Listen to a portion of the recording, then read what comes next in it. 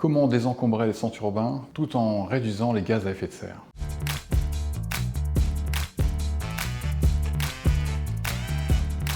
Je suis Jean-Luc Barraf, directeur de la recherche et innovation pour le groupe Ségula. Avec l'explosion du e-commerce, on retrouve de plus en plus de camions dans la ville, qui peut créer donc un congestionnement de la ville. Il faut savoir qu'un bateau équivaut à peu près à 50 à 200 camions en moins dans la ville.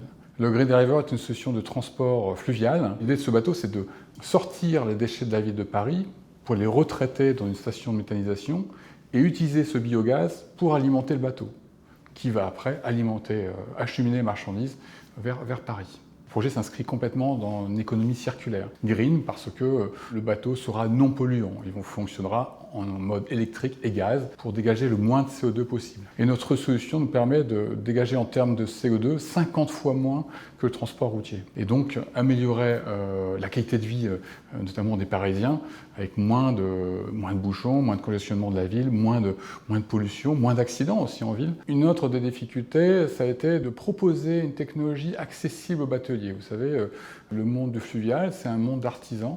Il faut que les technologies que l'on installe dans leur bateau soient accessibles. La technologie hybride électrique-gaz est une technologie facile, puisque c'est des moteurs qui alimentent une génératrice, qui alimente donc des moteurs électriques. Ce projet a été sélectionné à la COP21. Ce projet est né là, en fin de compte, puisqu'il y a eu beaucoup de succès. Les étapes principales qui ont lieu, ça a été vraiment la construction du consortium et aussi les plusieurs études de faisabilité qui permettent de démontrer évidemment la viabilité de ce projet. Notre fierté sur ce projet, c'est d'abord et avant tout le fait qu'on était pionnier sur ce type de solution.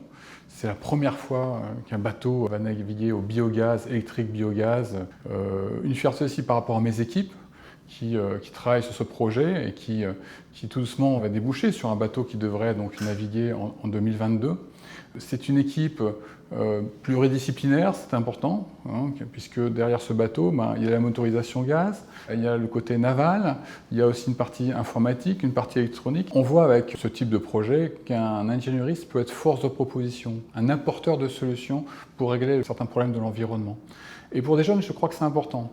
Donner presque un sens à leur vie, un sens à leur travail sur ce type de projet qui touchent l'environnement et qui sont des projets d'envergure.